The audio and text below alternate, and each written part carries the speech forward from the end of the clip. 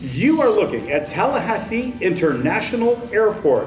On this episode, we're talking with Director of Aviation, David Pollard. We're going to look into 1 million passengers a year. We're going to talk about over 800 million in economic impact. And joining us tonight for the whole show, we are so thrilled to have you for our big interview, Mr. David Pollard. Thank you for having me. David, it is great to see you. Thank you for joining us. And the airport is such a big topic of conversation in our city, and it's such a great airport. There's people that love our airport, and there are people that want to know more about the airport and what's coming. So we thought we would dedicate this entire episode of LIT to the airport and just what is happening here. Well, we have a lot going on here at Tallahassee International Airport, and I'm so pleased and privileged to be the Director of Aviation out here as we continue to transform this airport and move it into the future. All right, now we're not going to sit in the chairs the entire time, because when you have David Pollard here, he is going to show us things that we don't normally get to see at the airport. We're talking International Airport, so you have now brought us under construction International Airport. This is what everyone's excited about. Tell me what we're looking at. So we're looking at a 40,000 square foot addition to our main terminal building known as the International Arrivals Facility.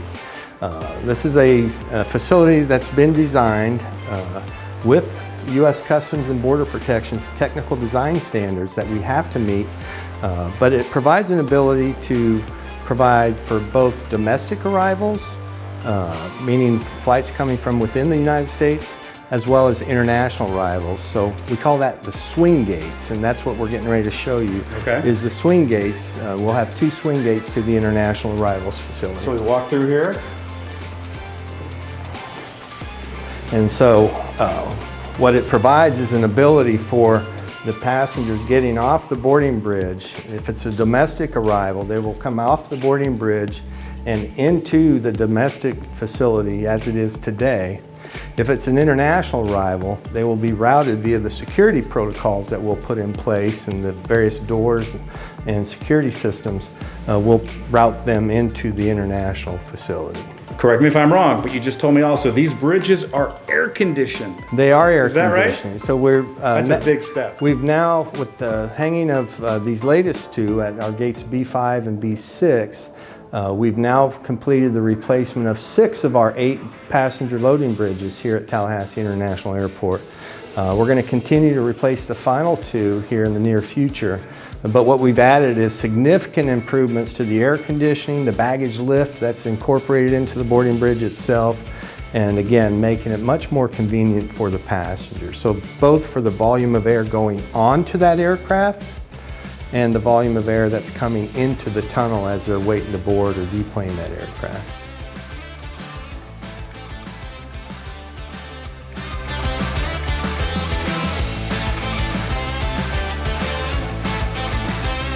Okay, so now we're walking into the international baggage claim. As we work to meet U.S. Customs and Border Protection technical design standards, they require the passengers to collect their baggage first before interviewing with the customs agent. And this is going to be the look that we're talking about. Airy, bright. Modern, airy, bright, and contemporary, yes. And so modern restroom facilities, a mother's room, a service animal relief area, family restroom, drinking fountains with water bottle filler, all the finer details that make that travel experience as great as it can be. We're going to get bags, and then we know the process here. Then you got to go to customs to get checked in. Yes. So once they collect their bags, we'll have stanchions set up here with the queue lanes that provide access to the customs processing here. And as they transition through the queue lane, interview with the agent.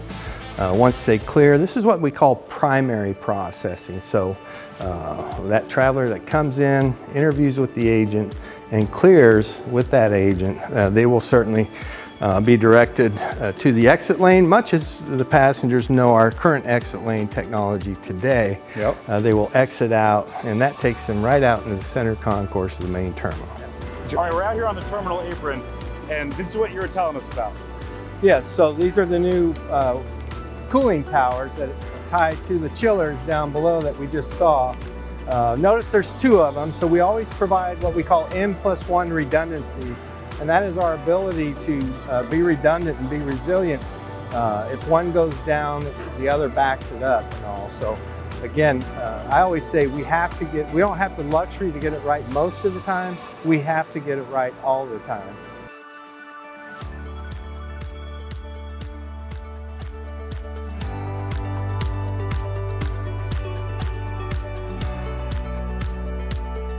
One of the biggest topics everyone always talks about is more airlines. And one of the most exciting announcements we have is you are bringing in a brand new airline that's going to be flying right here into Tallahassee, right? Very, very much so. We are looking forward to the launch of Breeze Airways here in Tallahassee, providing nonstop service to Fort Lauderdale's airport as well as Raleigh-Durham. Special thanks go out to our Office of Economic Vitality, Blueprint, our interlocal agency, the combined city and county commissions that come together as Blueprint, and certainly our city leadership and city commission, as we piece together a package that allows us to have more funding available to be able to lure these airlines to our community. There's risks inherent in starting service to a new community, especially a smaller airport like ours. So we understand what makes Tallahassee special, but we've got to be out there convincing these airlines on how they can make a profit, mitigate their risk on startup costs, for example. And now, of course, you've got issues with flight crews and fuel costs, for example. The two biggest costs an airline has to think about and endure over time. So we want to mitigate those risks as much as we can and bring them into our community. Yeah, it's interesting. It's a strange time maybe to be launching a new service with all that's going on with fuel prices. But I just, everybody is excited about that. I feel like Breeze is making a big play in Florida, is that right? Breeze is making a big play in not only Florida, but throughout the nation. From the standpoint of what we've learned over time, the size of the aircraft matters. And so that aircraft size, the A220 in this case, is a great size aircraft for this market. A few less seats, but also the ability to fill up that aircraft, allow the airline to make a profit, and provide nonstop service to some destinations that our travelers seek to go to. This is a really awesome room we're in. This is called the what? The observation room. Observation room, and this is open to anybody that wants to come up here and watch the planes come in and out and everything, right? This is. We like to make this space available. Actually on the wall just inside the door is air traffic frequency. We've got speakers in here where they can turn that up and actually listen to the live air traffic and look over the runway and taxiways and the terminal apron. I love it. All right, now from this standpoint, I mean, this is awesome to see the whole airport. I want to give you a couple minutes here to talk about the stats of this airport, because it's a huge place, it's a huge business, and so give me the stats in terms of airports. What do we have here? So I keep going back to that overall annual economic impact. Every 5 years, the state of Florida does a study of the economic impact of all airports throughout Florida. So we went from a $399 million annual economic impact and jumped to an $859 million annual economic impact. The state of Florida is positioning to do that study again here in the near future, and so we'll see what those results provide. But as we look ahead and think about the impact of everything we're doing, our focus on infrastructure, our focus on pavements and all these different things, the amenities to our travelers and passengers, the service providers, all these things as we look ahead, we've got to consider those and keep things moving out here.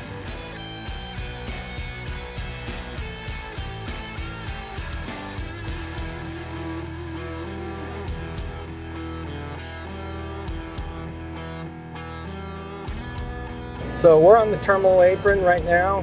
What you'll see is a FedEx aircraft actually taxiing in, taking an alternate course because of the construction associated with our Taxiway Bravo project. So we're going to go out to the runway, and we'll also review Taxiway Bravo as we're working on that and rebuilding that taxiway and runway infrastructure. Our longest runway here at Tallahassee is 8,000 feet long, and that's our runway 927. Runway 27, coming out of the east, is what we call our primary runway approach, with a parallel taxiway that is known as Taxiway Bravo. And so the 8,000 foot runway, for example, we had the recent, last year, the Florida State Charter that went nonstop Tallahassee to Dublin. Yes. And nonstop Dublin back to Tallahassee. So if there's any question of what is our capabilities regarding runway length, I think that's a good example. That was the A330 aircraft that was able to do that with full passengers, full fuel. So where we're at right now is on Taxiway Bravo. As we work on Taxiway Bravo, which is the parallel taxiway to our primary runway, anytime we work on a new project, we're also bringing it up to the latest design and safety standards. A good example of that is, if I turn around here, for example, and face the terminal, we used to have a taxiway that led straight to the terminal apron.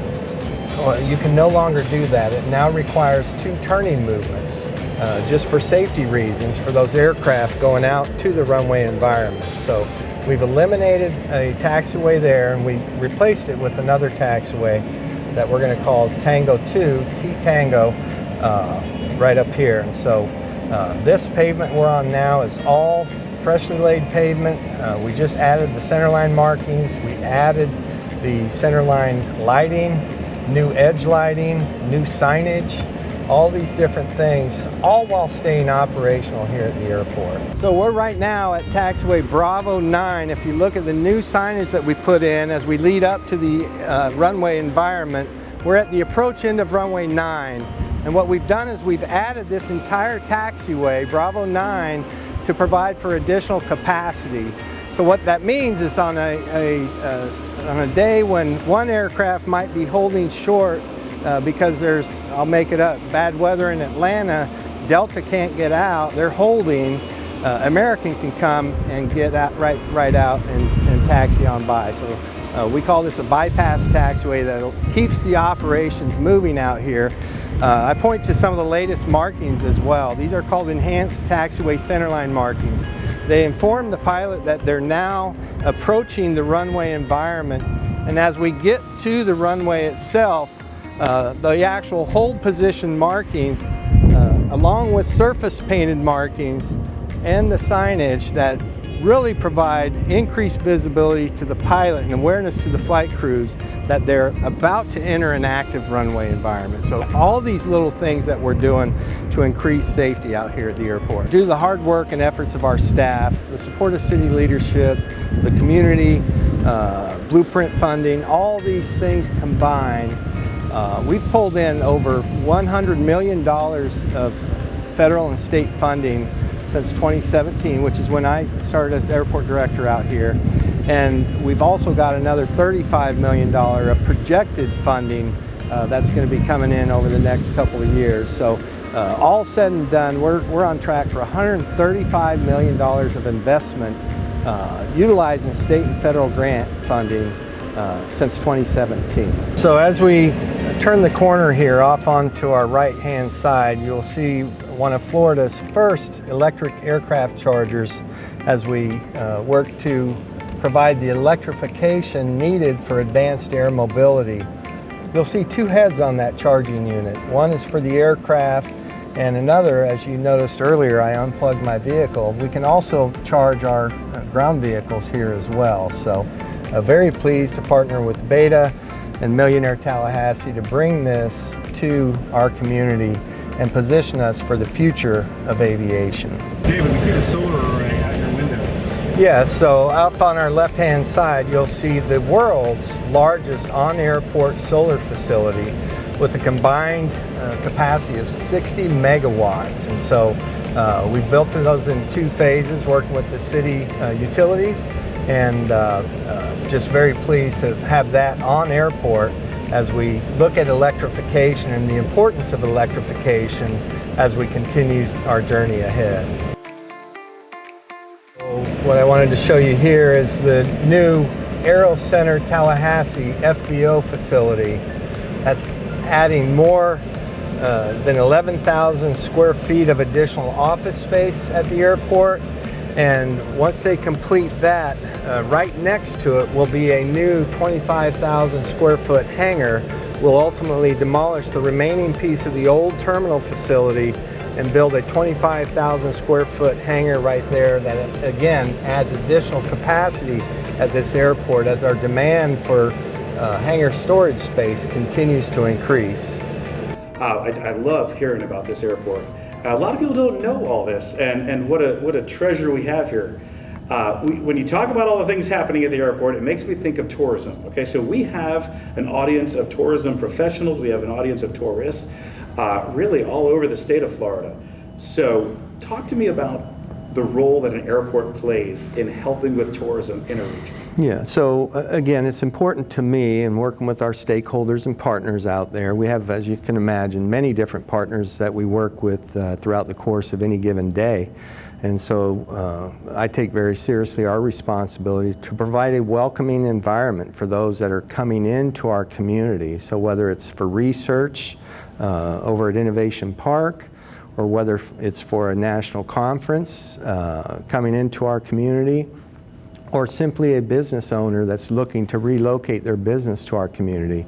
We want to provide the best first impression that we can as people come into our community, and a welcoming atmosphere for those that are visiting our community. So as far as tourism, we do everything we can to partner with groups such as Visit Tallahassee, Visit Florida, and others as we continue to make our way ahead, and do everything we can to advertise. We advertise in Florida Trend Magazine, Site Selection Magazine, just doing everything we can to highlight what a beautiful place Tallahassee is in this surrounding region.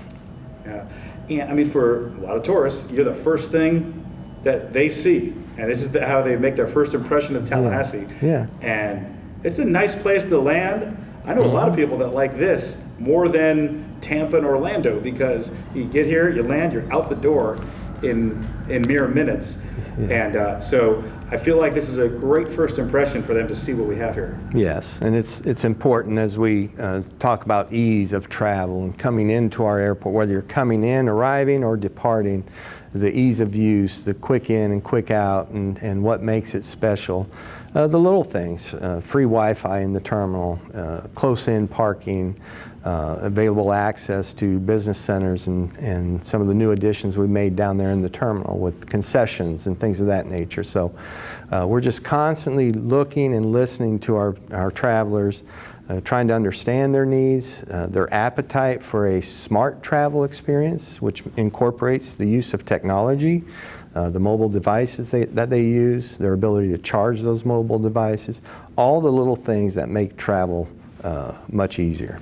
We're talking the future now, and I want to talk about the advanced air mobility, but before that I want to talk about something else in the future. You mentioned earlier, I just drove in on Capitol Circle, and that is incredible what that looks like, and it is a beautiful road now, and it still has a little bit of work, but what's it going to be like?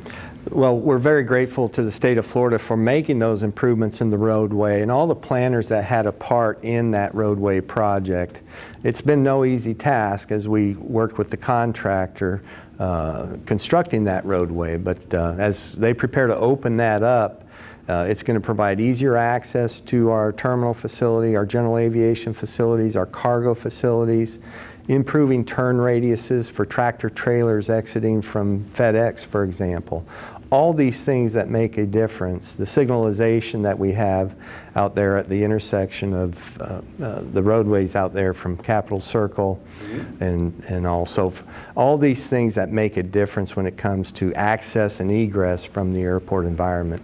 And we've seen the construction in Tallahassee here, and it really wasn't that bad, actually. They just kept moving us from side to side as they did things on both sides of the road, so yeah. It really wasn't that inconvenient, but we've watched it happen, and I mean, just the signage looks great. Yes, absolutely. And tell us about that, and that exit. We completely redid the exit, where now you go out and you go down the road by the the cell phone lot, and you exit way down, right? Exactly, yeah. So as we worked with the state to originally plan the project and incorporate the various turn lanes, for example, into the different areas that both exist now and that we anticipate developing in the future, all these little things that we work together in the planning of that roadway, and now to see it come into fruition and almost complete here very soon is just very rewarding. And we see it in the way that people are accessing and departing from the airport. So That's great. I've heard great things. I've heard only positive reviews about all of it out there. Okay, now, the topic I've been waiting for, advanced air mobility. As someone who does videography and photography, sometimes with drones and unmanned vehicles, this to me is so interesting. Give everyone the update on advanced air mobility and what it's going to mean here at the airport. Sure. So very pleased. The state of Florida has done a wonderful job setting the stage for advanced air mobility. They started out a while back establishing an advanced air mobility working group, which then became an advisory committee, and planning and getting with stakeholders to pre-plan the next era of flight, which is advanced air mobility. The state of Florida working to become the first commercial provider of advanced air mobility here in the very near future. And so we're one of 4 airports throughout the state of Florida right now that has an electric aircraft charging station. So people think this may be far into the future. It's much closer in than people realize, and we're proud to be a part of it on the front edge of its emergence. This is why I'm glad you're our director of aviation, because you are thinking about the future, and to be one of the first with this is amazing. But tell everybody, we're going to be taking electric vehicles. You'll be able to fly from one airport to the next, a close airport or a close region as well, right? Yeah, so the state of Florida has now released their business plan for advanced air mobility. And in that business plan with the state of Florida, we will have connectivity in the future to Tampa, we'll have connectivity to Jacksonville, and we will have connectivity to Pensacola. And more to come as well as we continue our planning efforts and thinking about electrification, chargers, vertiports, and working hand in hand with our partners at the state and our partners at the Federal Aviation Administration. So as you can imagine, there's a lot of detail that we have to think about, both the infrastructure, the airspace, and how they transition into the airport environment. And on the flip side, how they go out of the airport environment to the destinations they're headed to. Oh yeah, I can't even imagine how much there is to analyze on all that. But when you mentioned those 3 cities, so Jacksonville, you're talking about we might one day be in an electric vehicle, aircraft, leave here and go to Jacksonville on a direct sort of path. Yeah, so that as this continues to emerge, we have to think about the range of these aircraft. And so as that technology continues to mature from these equipment manufacturers, that will define the range and whether or not it's a direct path or perhaps a one-stop path to that destination. But that's all being planned right now as we continue to study it and look at the various range of these aircraft and all as the technology continues to mature. Right, and it gets better every day. So who knows what it's going to be like 2 years from now. Yeah. But and I know they're all developing it right now, but what will that experience, that flight experience be? Will that be a 4-passenger vehicle as you know it, or what have you seen out there? Yeah, if you think of almost like a quieter helicopter, for example, right? So they have stabilization, and so they self-stabilize, very easy to fly.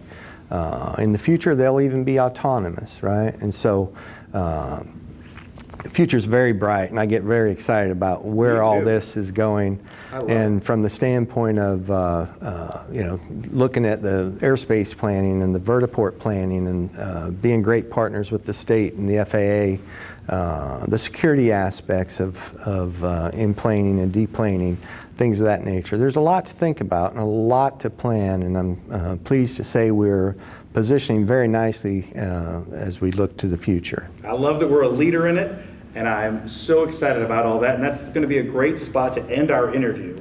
We're fresh out of time, and we did the whole 30 minutes here because I knew there was so much to talk about. But thank you so much for joining us on this special episode, and it's just been a treasure. Is there anything you want to leave everybody with? What do you want to say to the people? I just want to say thank you.